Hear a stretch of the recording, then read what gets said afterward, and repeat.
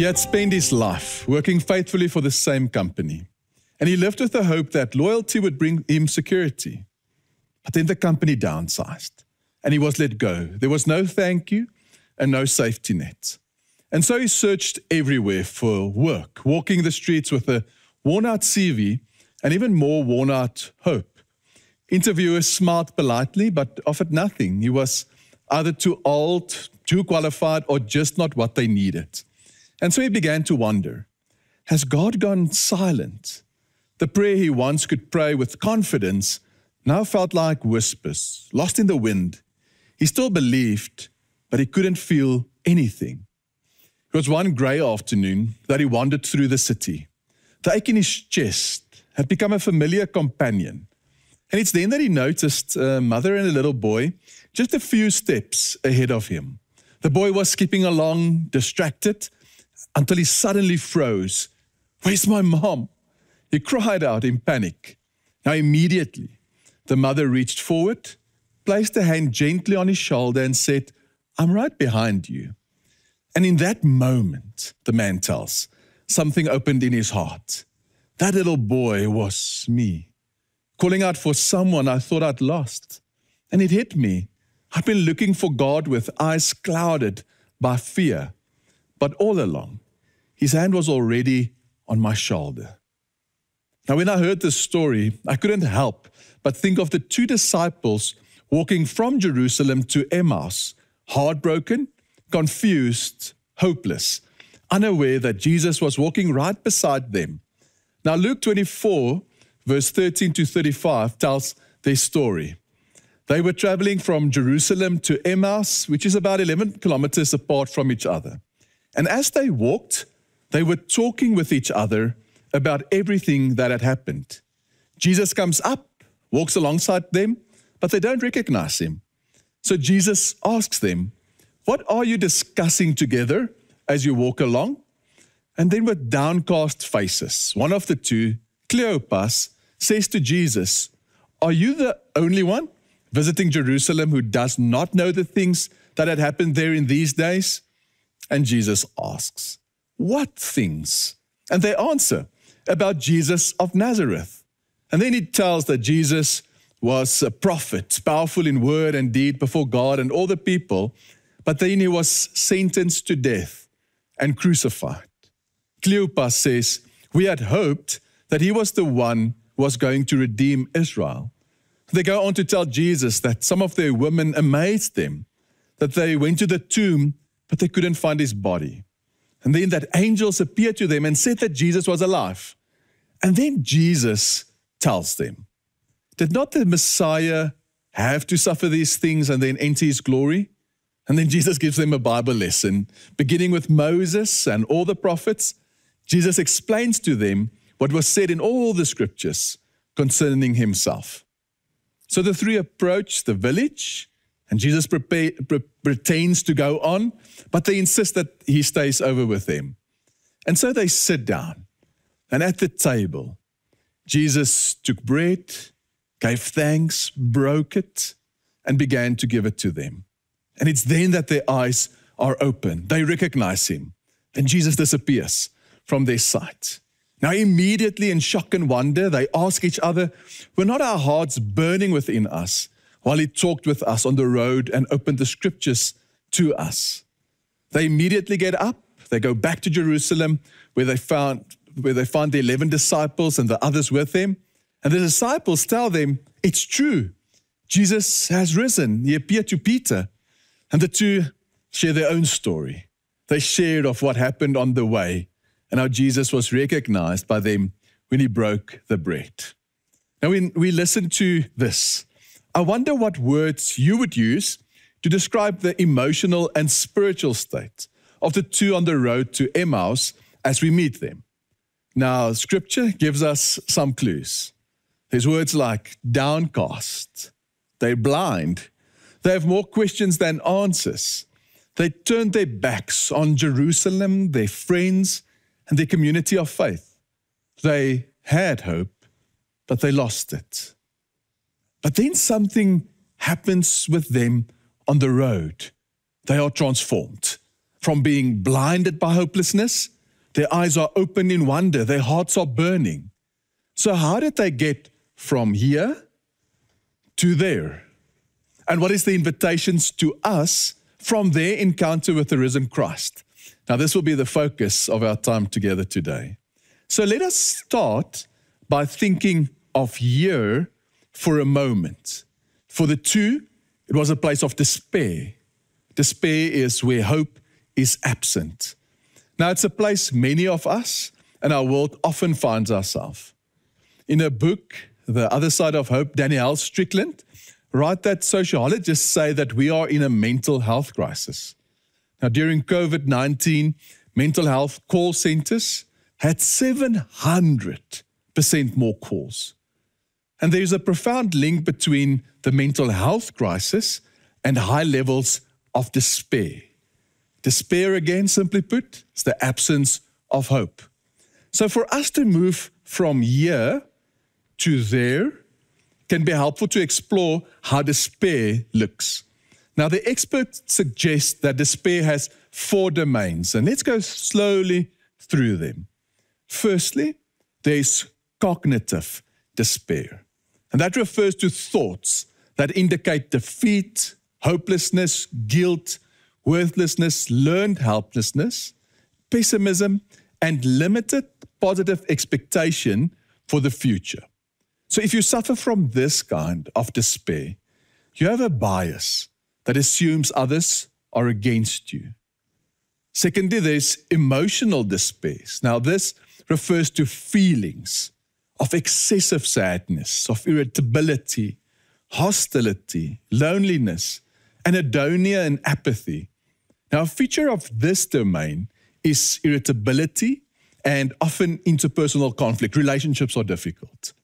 Thirdly, there's behavioral despair, and that refers to risky, reckless, and unhealthy acts that are self-destructive and reflect limited consideration for the future. So think, for example, of high-risk sexual behaviors, gambling, self-harm, reckless driving, excessive spending, criminal activity, substance abuse, or low physical activity.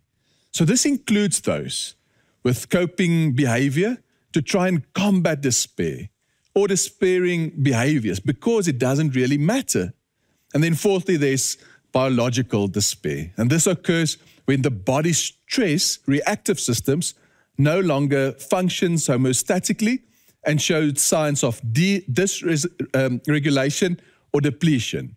And that constitutes a biological correlation of, and sometimes a basis for cognitive, emotional, and behavioral despair. So simply put, this means you physically cannot change your mood or alter your hormones, regulate your stress levels. Your body can manifest despair through its own shutdown, its own malfunction.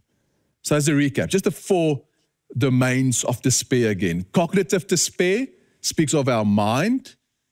Emotional despair, our hearts. Behavioral despair, as seen as in our acts, what we do. And then biological despair in our bodies. Now, do you recognize any of these in your own life? And as you do, how do you feel about it? Now, one reaction could be that of guilt, maybe of shame. You might say, as I look at these 4, how can I be depressed? My life is fine. I have everything I need. What is wrong with me? Now, despair is the belief that something or someone will never change, that things cannot be different. Now, the study on despair also discovered that people who are most set in the idea of what the future must look like, they are more susceptible to cynicism and despair, especially in times when things are uncertain. And we will hear this as people say things like, the only hope for our country is if X comes into power. Or the only hope for my future is if I find a partner. My only hope for the future is I find another job. So whatever your certainty looks like, despair can take root there. It boils down to this: the more rigid you are, the more despairing you can become. And not just in our thoughts, but also in our actions. And this we find in the words of our friends on the road to Emmaus. When Jesus asked them what they are talking about, they talk about the hope that they had, a very specific idea that Jesus was the Messiah who would redeem Israel from the Romans. For them, this was the best case scenario. But now in their mind, the worst case scenario happened when Jesus dies. So for us, to go on the journey from despair and hopelessness to hope and a new life, the first invitation is to name your despair. I would often speak to my spiritual director about what I'm facing, my questions, my struggles, and my doubts. And then she asks me one question that stops me right in my tracks. And that is, have you spoken to God about this? And as you can guess, the answer is often, no, I haven't. And it's the same when someone has upset you. You might tell anyone except the person who upset you. So Jesus invites the two on the road to Emmaus and us to bring all of us to him. Did you notice? Jesus asks them questions because God is genuinely interested in what you are experiencing. Now, when I speak to people about prayer, I often hear that our prayers are mostly things we say thank you for, which is a good practice, gratitude, that grounds us and it helps us to see again the beauty and the goodness that we have in our lives. And at the other side, people would often tell me that they share in prayer with God what they need. They ask God for things, which is again good. Jesus said we should ask. But the question is, what am I not talking to God about? And what would happen if I were to share my pain, my hopelessness, my struggles with God? Now, in our fast-paced world, so often when people come together, our conversations stay superficial, on the level. We ask, how's it going? Good, thank you. Work? Okay. Family? No complaints. It takes time to move beyond the superficial to vulnerability and honesty. So maybe that's why some people like to play golf. You are together with a person for 4 to 5 hours. Now, if you play with me, it's much longer, but it takes time to open up and to share. And did you notice that this distance between Emmaus and Jerusalem was about 11 kilometers? Now, if you are fit and if you ran, you might cover that distance in an hour, but the two on the road walked. My guess that they walked slowly, their hearts in their shoes. And said, on that road, they have this conversation with Jesus. And God is in no rush when we sit down to talk with him. He invites us to pour our hearts, all of it, to get everything off our chest. And so it might be helpful for us to make extended times to be with God, maybe an hour somewhere in a week. We are not rushed, or a retreat setting could be the ideal place to move beyond what is on the surface to what is really in your heart. Now, by naming their despair, these two, they were praying, but they didn't realize it. And that's where their journey from despair to hope started, and where ours can take the first step as well. And then Jesus listens to their perspective, but he goes further by taking them to the scriptures. Now, two friends were no stranger to the scripture. They talked about a Messiah and the redemption of Israel, and these were key themes of Scripture. The problem isn't that they didn't know the Scripture. The problem is what they thought the Scriptures are about. It's often our problem. They thought that Scripture is about them, how they could be more happy, more successful, or good. And that's a moralistic view of the Bible. It keeps us in control. We ask God to improve our lives. But then Jesus invites them, he invites us to another way of reading the scripture. And that is to look at scripture as the greatest story ever told, and that the Bible is all about Jesus. The text says, Jesus explained to them from the scriptures, beginning with Moses and all the prophets, what was said in the scriptures concerning himself. So we meet Jesus on the road to hope. Second invitation, as we reread scripture through Jesus. Now, when Jesus talks to the two on the road to Emmaus, he's saying that all of the scriptures points to him. The Bible is about Jesus. Every part is about him. It tells the story of, for certain, of God and people living together, of people sinning and doubting, and sometimes having faith, of being warm and being cold, and of God being constant in his love and grace.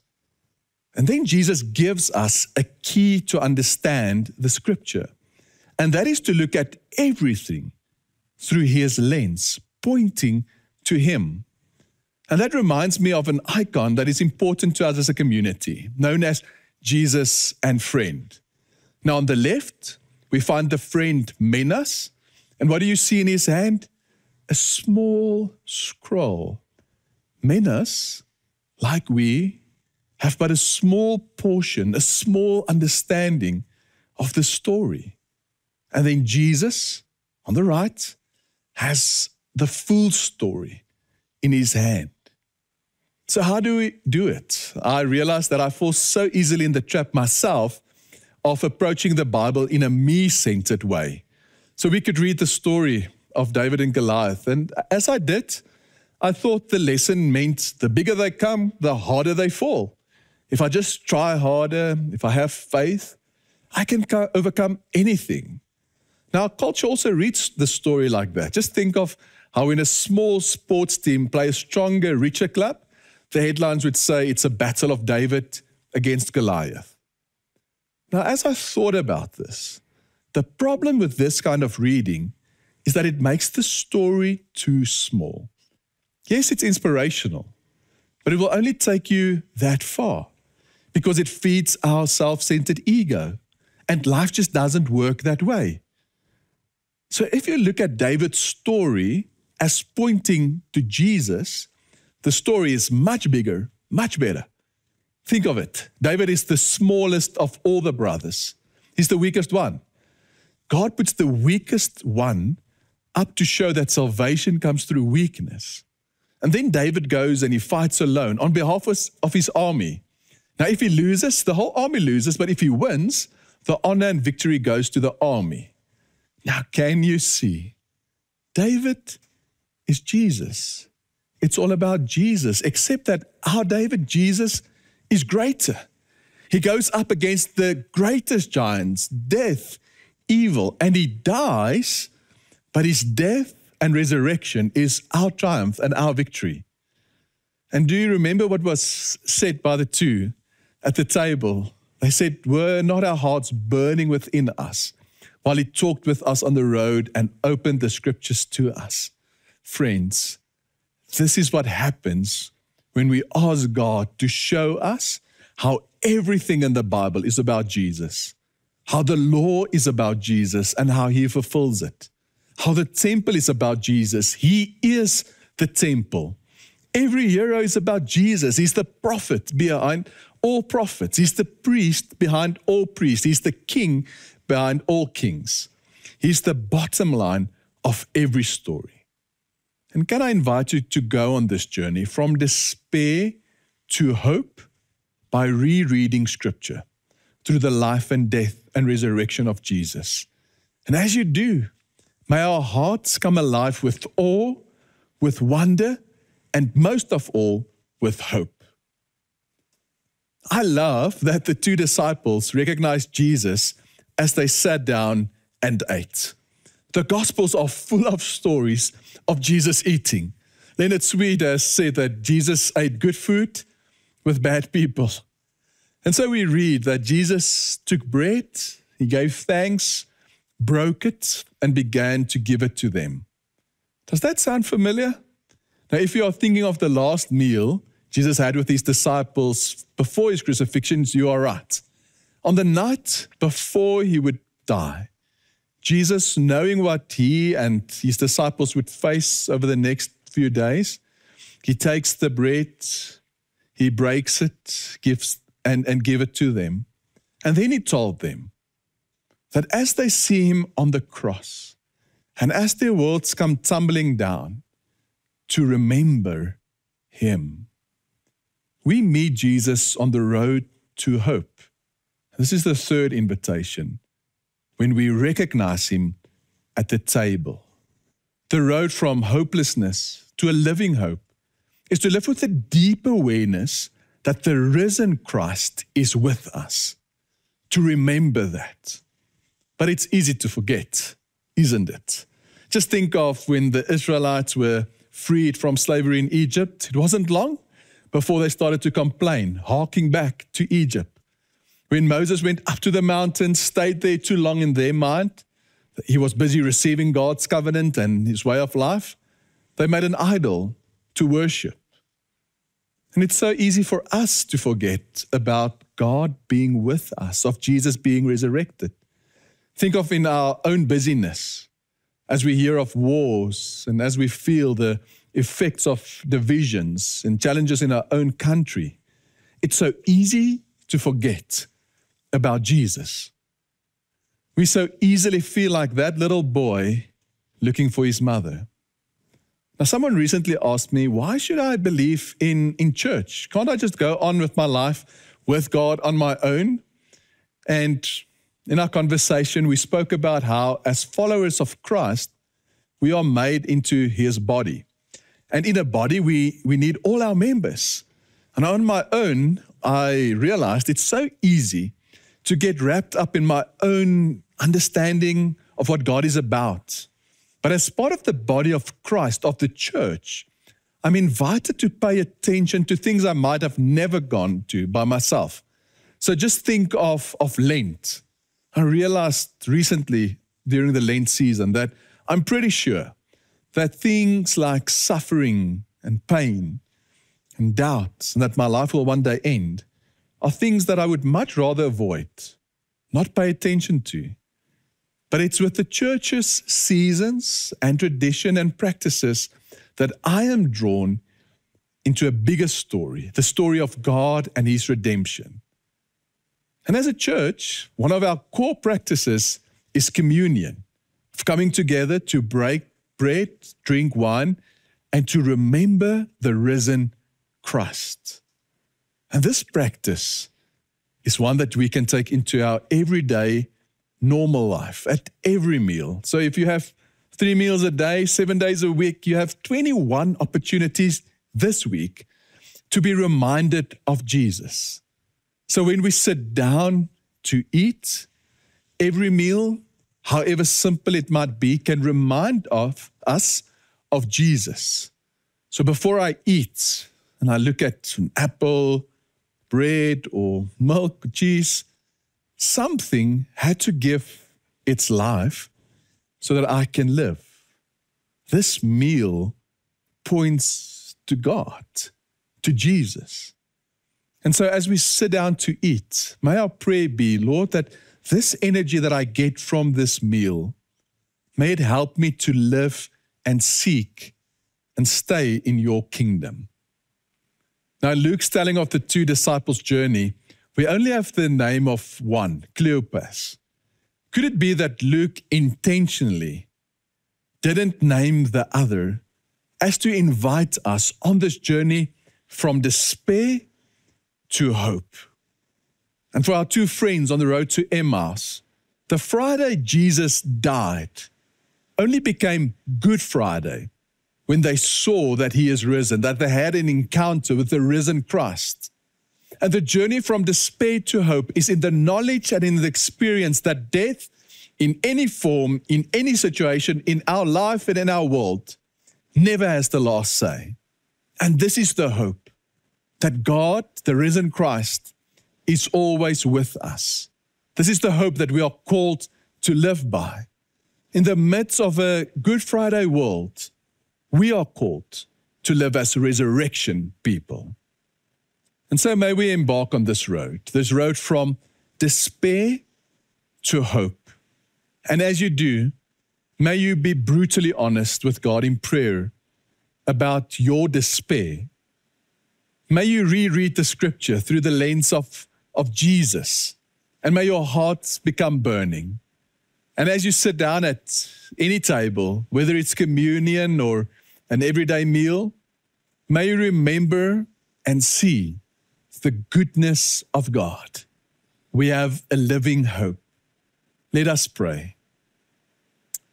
God, you walk with us on every road of life. And Lord, we acknowledge that sometimes we are not aware of you. Those times, Lord, we can so easily feel isolated, powerless, hopeless.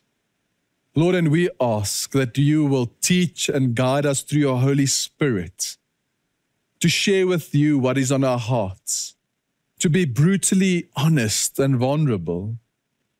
Lord, teach us to see you in every page of the Bible, to not just read the Bible for information, but for transformation in you. And Lord, at every table that we sit, help us to be people of the resurrection. We pray that in Jesus' name, amen. I'd like to invite you to continue your journey with this theme this week with the Formation Journey videos and receive the blessing.